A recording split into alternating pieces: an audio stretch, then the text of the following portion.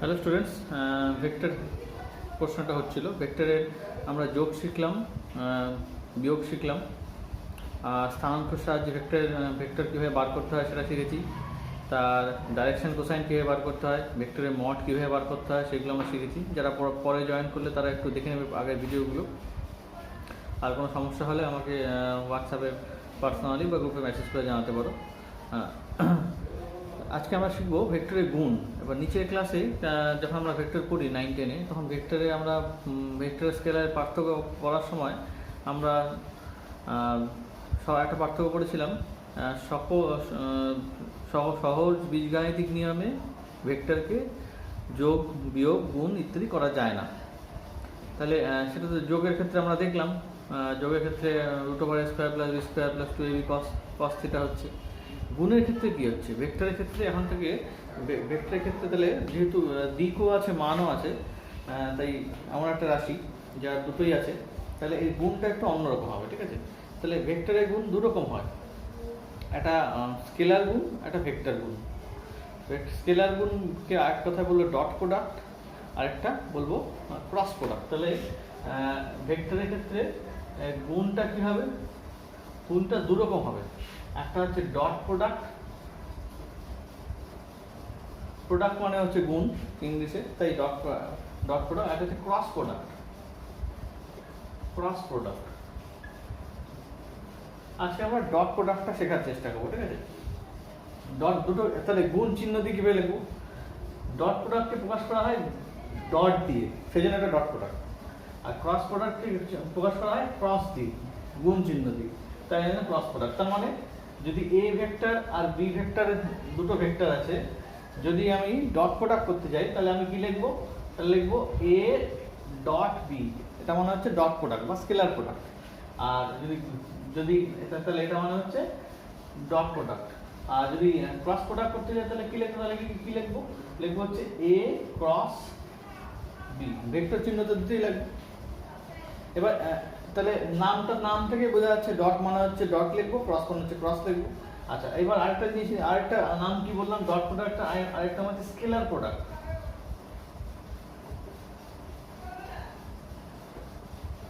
Scalar গুণ। আর একটা এটা ক্রস প্রোডাক্ট, আরেকটা হচ্ছে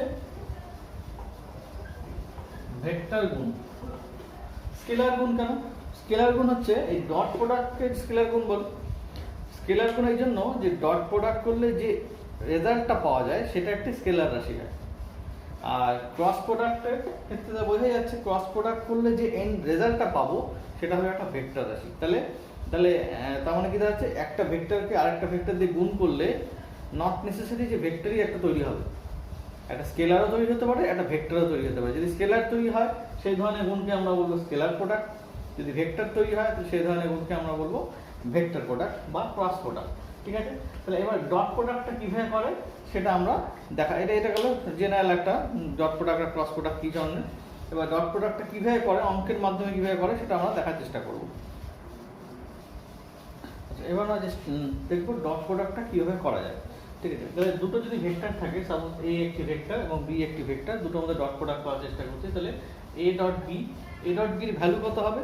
এ ডট বির ভ্যালু হবে এ বি cos θ। ঠিক আছে? এ বিটা কি? এখানে এ মানে বেসিক্যালি মড এ, বি মানে বেসিক্যালি মড বি। মানে যেখানে আমরা ভেক্টর চিহ্ন দিচ্ছি না তার মানে কিন্তু মড। মড মানে কি? মড মানে হচ্ছে ওর পরম মানটা, শুধু মানটা। যদি আমি কিভাবে মড বার করা হয় আমরা জানি, পরে আবার বলবো।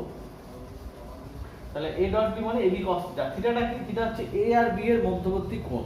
তাহলে এটা হচ্ছে ডট প্রোডাক্টের main formula. A dot B is equal to mod A mod B cos θ। সবসময় মডটা বলা হয় না, জেনারেলি এ বি cos θ আমরা বলতে পারি। ঠিক আছে? তো এ বি মানে ভেক্টর নেই মানে বেসিক্যালি মড ভ্যালু। তাহলে এটা গেল। তো এখান থেকে কিছু অনুসিদ্ধান্তে আসা যায়। অনুসিদ্ধান্ত কি? প্রথমটা হচ্ছে যদি এক নম্বর অনুসিদ্ধান্ত কোনো ভেক্টরকে সেই ভেক্টর দিয়ে ডট প্রোডাক্ট করলে কি হবে? তাহলে এই একটা ভেক্টর, এই ভেক্টরকে এই ভেক্টর দিয়েই ডট প্রোডাক্ট করছে, কি হবে? তাহলে দুটো যদি ভেক্টর একই হয়, একই ভেক্টর দুটোর মধ্যে কোণ কত হবে? 0। তাহলে এটা কি হবে? এ ইন্টু এ cos 0। cos 0 মানে 1, তাহলে a স্কয়ার। তাহলে যে কোনো ভেক্টরকে সেই ভেক্টরকে দিয়ে গুণ করলে a স্কয়ার। এটা আমরা সাধারণ বীজগাণিতিক নিয়মে আমরা তাই করে আসছি, এক্সকে এক্স দিয়ে গুণ করলে এক্স স্কোয়ার হয়, 5কে 5 দিয়ে গুণ করলে 5 স্কোয়ার হয়। তাহলে এ ডট এ হচ্ছে এ স্কোয়ার, ঠিক আছে। 2 নম্বর অনুসিদ্ধান্ত কি? 2 নম্বর অনুসিদ্ধান্ত যদি এ ডট বি যদি এ বি কস থিটা হয়, বি ডট এ কত হবে? B dot A not necessary যে একই হবে, আগেও বলেছি ভেক্টরের ক্ষেত্রে স্কেলারে আমরা নরমাল গুণের ক্ষেত্রে 2 গুণন 3 6, কিন্তু ভেক্টরের ক্ষেত্রে 3 গুণন 2 6 নাও হতে পারে। সেই জন্য এটা প্রত্যেক ক্ষেত্রেই বিনিময় নিয়মটা করে দেখতে হয়, উল্টোটা করলে কি হয়। তো বি ডট এ মানে কি হবে? বি ডট এ মানে বি এ উল্টো দিক থেকে নিচ্ছি, তাহলে কসটা মাইনাস থিটা হবে। কস অফ মাইনাস থিটা মানে কি?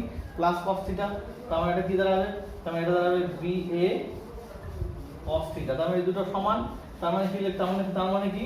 তার মানে a ডট b সমান সমান b ডট a। তাহলে আগে পিছে গুণ করলে একই দাঁড়াচ্ছে ডট প্রোডাক্টের ক্ষেত্রে, ঠিক আছে। 3 নম্বর অনুসিদ্ধান্ত কি? 3 নম্বর অনুসিদ্ধান্ত যে যদি a আর b পরস্পর লম্ব হয় 90 ডিগ্রি, 90 ডিগ্রি হলে কি হবে? তাহলে a ডট b কত হবে? a b cos থিটা কত? থিটা হচ্ছে 90 ডিগ্রি, তাহলে cos 90। cos 90 ভ্যালু কত? cos 90 ভ্যালু হচ্ছে 0। তাহলে এটা কত হবে? a b ইনটু 0, ইনটু তো দেওয়া যাবে না, ইনটু হলে আবার ক্রস হয়ে যাবে, তাহলে এটা ইকুয়াল টু 0। তাহলে যদি পরস্পর 90 ডিগ্রি কোণ হয় তাহলে তাদের ডট প্রোডাক্ট কত হবে? তাদের ডট প্রোডাক্ট হবে 0, ঠিক আছে। এবার এই ডট প্রোডাক্ট তাহলে যদি কোনো দুটো ভেক্টর দেওয়া থাকে এবং তাদের মধ্যেকার কোণটা আমরা জানি না, সেই ডট প্রোডাক্টের সাহায্যে আমরা বার করতে পারবো। কি হবে? এই যে সম্পর্কটা, এই সম্পর্ক থেকে আমরা কি বার করতে পারি? এই সম্পর্কটাকে এটাকে লিখতে পারি cos থিটা ইকুয়াল টু লিখি cos theta equal to a dot b by a b। a b মানে basically mod a mod b। তাহলে a আর b ভেক্টর যদি আমি জানি, তাদের ডট প্রোডাক্ট করলে যত হয় সেটা যদি বার করতে পারি, আর মড এর মান যদি জানি, মড বির মান পরম মান যদি দেওয়া থাকে বা আমি যদি বার করতে পারি, তাহলে সেই cos থিটা ভ্যালুটা পেয়ে যাব। এখান থেকে থিটা এটাকে তোরা এখন ইনভার্স ফাংশনটা হয় না অঙ্কের। ইনভার্স ফাংশনটা একবার দেখিয়ে দিই এখান থেকে থিটা কিভাবে বার করব। এখান থেকে থিটাকে লেখা যায় এটাকে cos ইনভার্স, এটাকে বলে cos inverse a dot b by mod a mod b, ঠিক আছে। এটাকে এভাবে লেখা যায়। মানে বেসিক্যালি কি? Basically cos theta equal two যদি x হয়, তাহলে থিটা কত হয়? থিটা ইকুয়াল টু হয় cos ইনভার্স x। এটা ইনভার্স ফাংশন বলে একটা চ্যাপ্টার আছে ত্রিকোণমিতিতে, সেই চ্যাপ্টারে যখন অঙ্ক করব সেই চ্যাপ্টারে আরো ক্লিয়ারলি করব। এখানে এতটুকু জানলেই হবে। বা cos 30 ইকুয়াল টু হাফ, আমরা জানি √3/2, sin 30 হাফ, cos 30 √3/2, তাহলে 30 কত হবে? 30 হবে cos ইনভার্স √3/2, cos ইনভার্স √3/2। এটা ক্যালকুলেটর বললো, সাইন্টিফিক ক্যালকুলেটরে বসালে হয়ে যাবে। আচ্ছা, সাইন্টিফিক ক্যালকুলেটর যখন প্রশ্নটা আসলো, সাইন্টিফিক ক্যালকুলেটর আমাদের ওয়েস্ট বেঙ্গল বোর্ডে অ্যালাউড। তাই সাইন্টিফিক ক্যালকুলেটর ইউজ করে অঙ্ক করার সময় আমরা ইউজ করতে পারি। এখনই কেনার দরকার নেই, যেহেতু সব মোবাইলেই হচ্ছে। ক্যাশিও কোম্পানির একটা অ্যাপ আছে, সেই অ্যাপ ইনস্টল করলেই এটা সাইন্টিফিক ক্যালকুলেটরটা মোবাইলটা সাইন্টিফিক ক্যালকুলেটরের মতো ইউজ করা যাবে। আপাতত সেটা দিয়েই চালানো যাক, পরে আমরা ইউজ করবো। ক্যালকুলেটর যত কম ইউজ করা যায় তত ভালো, কারণ যে কোনো রকম এন্ট্রান্সে কিন্তু সাইন্টিফিক ক্যালকুলেটর অ্যালাউড না, শুধুমাত্র বোর্ড পরীক্ষাতেই অ্যালাউড। আবার সিবিএসসিতেও অ্যালাউড না, ওয়েস্ট বেঙ্গল বোর্ডেই অ্যালাউড, ঠিক আছে। এটা গেল হচ্ছে ডট প্রোডাক্ট। এবারে চলে আসি আমরা স্থানাঙ্ক ভেক্টরের সাহায্যে কীভাবে ডট প্রোডাক্ট করব। স্থানাঙ্ক ভেক্টরের সাহায্যে ডট প্রোডাক্টটা করার চেষ্টা করি। আচ্ছা, এটা তাহলে স্থানাঙ্ক, এদিকে এক্স অক্ষ, এদিকে ওয়াই অক্ষ, এদিকে জেড অক্ষ। এক্স অক্ষ বরাবর একক ভেক্টরটা কি? I cap. ওয়াই অক্ষ বরাবর একক ভেক্টরটা কি? J cap. আর জেড অক্ষ বরাবর একক ভেক্টর কি? কে ক্যাপ, ঠিক আছে। আই জে কে, এই তিনটা ভেক্টর। তাহলে এবার আমরা দেখলাম ডট প্রোডাক্টের ক্ষেত্রে কি হয়, যদি পরস্পর 90 ডিগ্রি থাকে দুটো ভেক্টর, তাহলে তাদের মধ্যে ডট প্রোডাক্ট কত হয়? 0। তাহলে এই আই আর কে এর মধ্যে যদি ডট প্রোডাক্ট নিই, I cap dot K cap কত হবে? তাহলে আই মড কে cos 90 আমরা কত হবে? 0। একই রকম ভাবে I cap dot J cap কত হবে? 0। একই রকম ভাবে কে ক্যাপ ডট জে ক্যাপ কত হবে 0।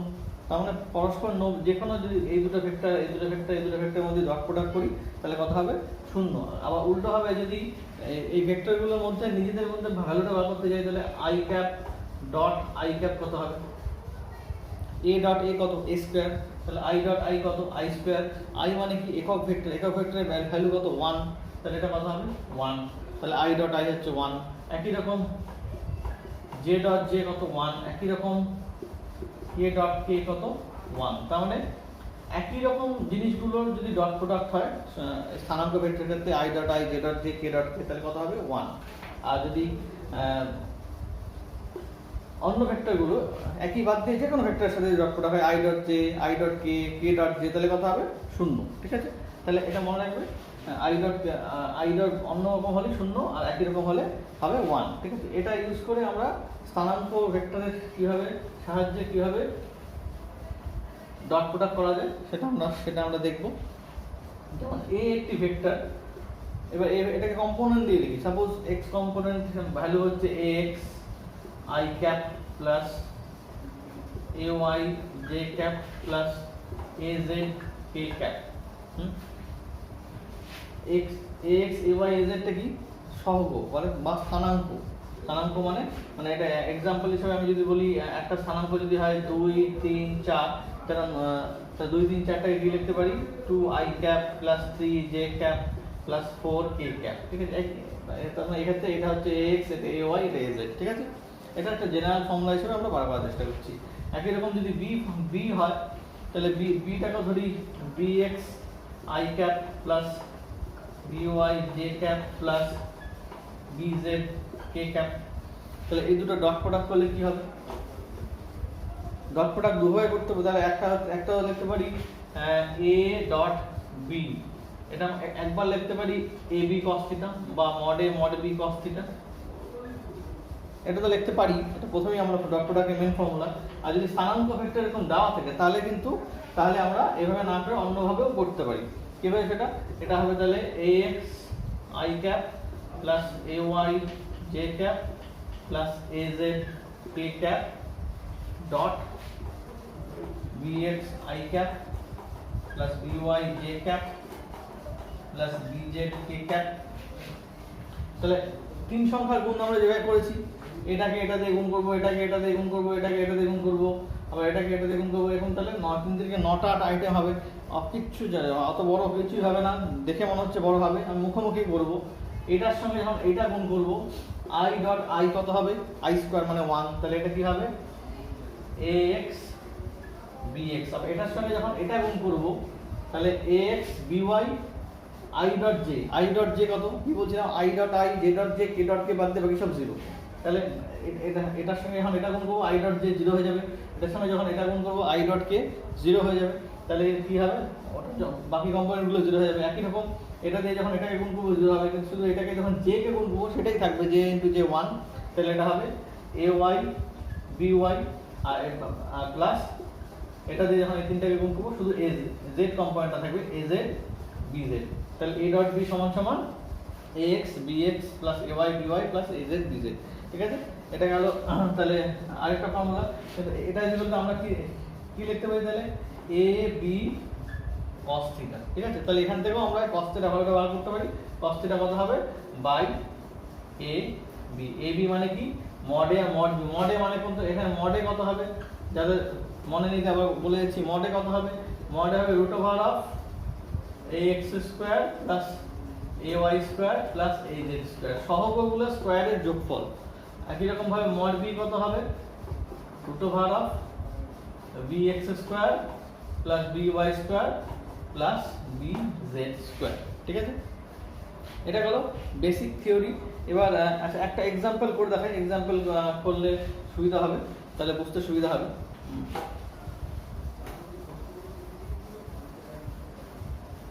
সাপোজ বললাম একটা vector r1 equal to 2 i cap plus 3 j cap plus 4 k cap, আর একটা vector r2 equal to 5 i cap plus 6 j cap plus 7 k cap. ঠিক আছে, এই দুটো বললাম ডট প্রোডাক্ট বার করতে। তো ডট প্রোডাক্ট কি হবে তাহলে, এখানে দুটোর মধ্যে কোণ দেওয়া নাই, তাহলে A dot B equal AB cos theta এই ফর্মুলা আমি ইউজ করতে পারবো না। অঙ্ক থেকেই বুঝতে হবে কোন ফর্মুলা ইউজ করবো। দুটো ফর্মুলা ডট প্রোডাক্টে, একটা A dot B equal AB cos theta, একটা হচ্ছে ax ay bx by by R az bz। তাহলে এই ক্ষেত্রে আমি পরের ফর্মুলাটা ইউজ করবো, তাহলে r1 ডট r2 কত হবে, এটা গুণ করবো 5 দোকানে 10 প্লাস এটা গুণ করলে তো শূন্য হয়ে যাবে, এটা গুণ করবো 3 6 18 প্লাস 4 7 28, তাহলে কত হবে 8 আর 16 6 হাতে 1, তাহলে 3 1 4 5 56। তাহলে R dot r1 dot r2 কত 56, একটা সংখ্যা আসলো, তার মানে এটা স্কেলার কোয়ান্টিটি আসছে। ঠিক আছে, এই জন্য স্কেলার প্রোডাক্ট বলবো। যদি বলে এই দুটোর মধ্যেকার কোণ বার করতে, তাহলে কি হবে, তাহলে এটা বার cos থিটা ইকুয়াল টু কত, cos theta equal to a dot b এর জায়গায় এখন r1 লিখবো, r1 dot r2 by mod r1 by mod r2। r1 dot r2 বার করলাম 56, এটা বার করা আছে।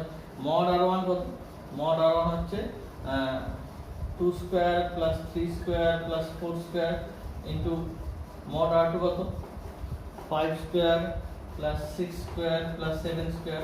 এটা ক্যালকুলেশন করে যা আসবে তাই সব 56 বাই কত আসে এটা, তাহলে cos theta equal to 56 by root over 2 থেকে 4 3 থেকে 9 4 4 16,